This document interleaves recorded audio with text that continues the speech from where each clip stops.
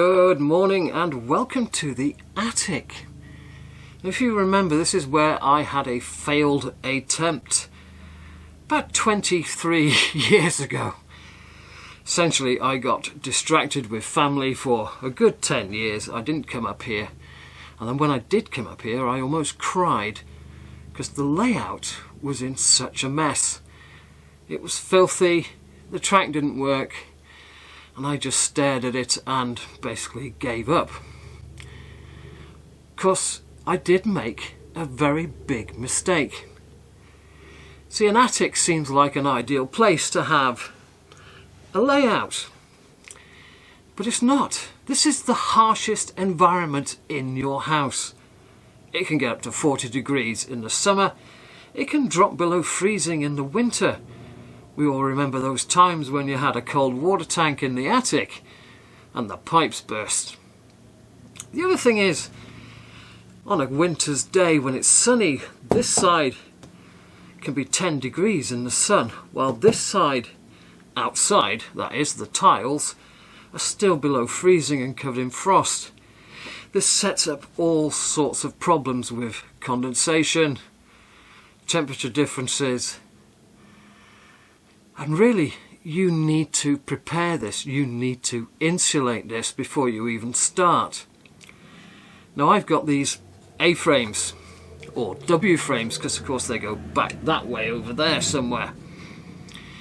So if this is what the tiles are sat on that timber over there, you see I covered this in hardboard and painted it white to try and reflect the light, although quite a number of the bulbs are long gone. But if the tiles are sat on here, then you need to insulate. But you can't insulate it all. You've got to have 2 inches or 50mm gap between the tiles and your insulation. So I can put in here 40mm of board, and then you just slot it down between 2 pieces of timber. It's an interference fit, you don't have to screw it in or anything like that. And then on the top, then you put in 25mm on top of that going horizontally, and you seal it all in. Problem is up here, I've got this timber which the lights happen to be on,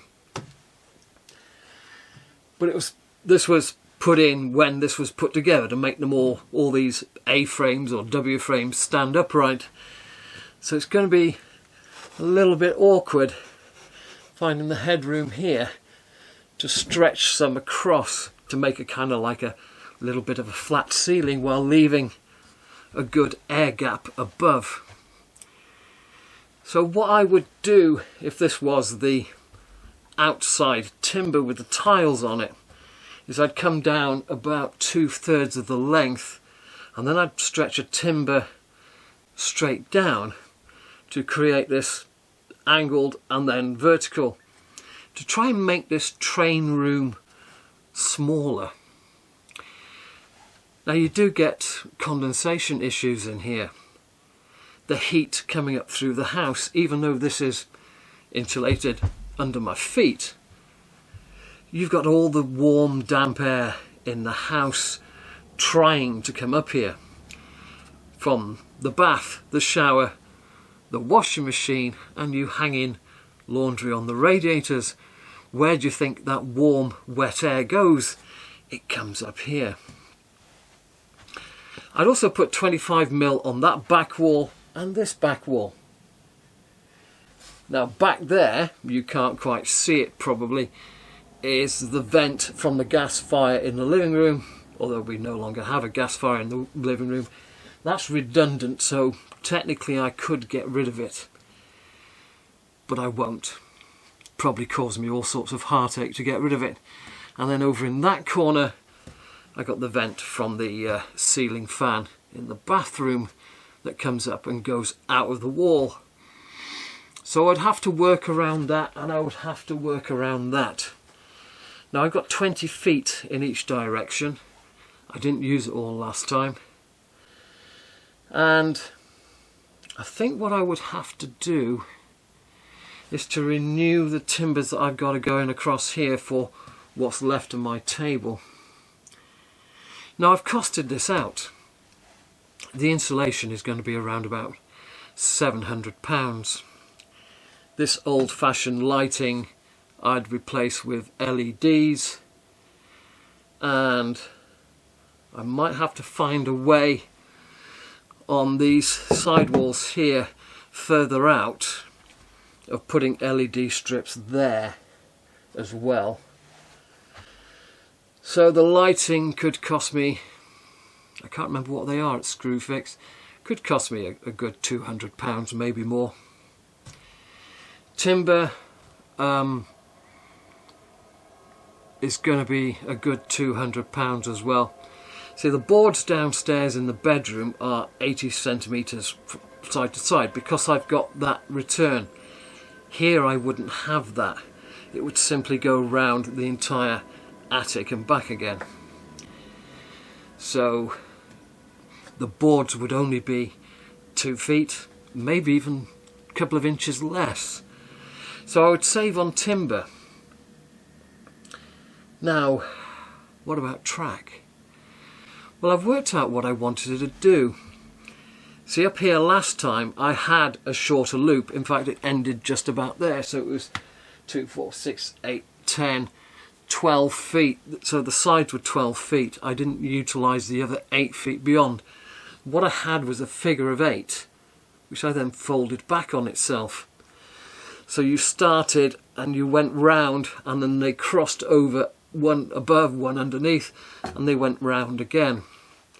So you had to go round twice to get back to the exact spot that you started on. And it was quite good. Apart from being poorly executed, it was quite good. But this time I would go down the full length and back again. There's a lot of junk up here that would have to be rearranged to do that.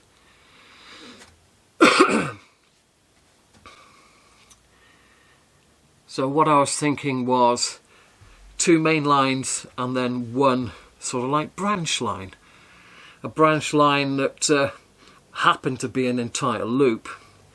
Now one end, probably this end, because I will, because of the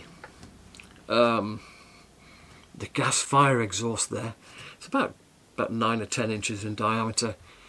What I'd do is I'd use this end as a fiddle yard, or rather coach sidings. As you know, you have more locomotives than you do coaches. I have no intention of buying a rake of coaches for each locomotive. So it would be a question of driving into a coach siding, taking the locomotive off, putting another locomotive on, and then driving out again. So this end, there wouldn't be any scenery other than I'd make the backboard come across. I don't know why I keep turning round.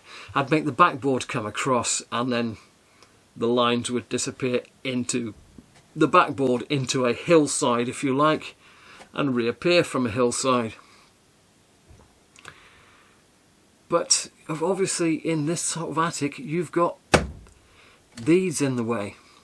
So to actually work on this, you've got to duck through it. To actually view it, you've got to duck through it. And if you're stood here with the controllers, you can't really see what's going on 12 feet in that direction, because you've got a long row of these uprights.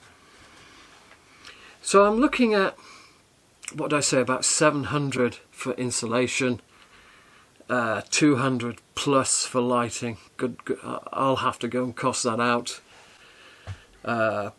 Probably 600 on new timber. And what I had up here was 12mm soft fiberboard.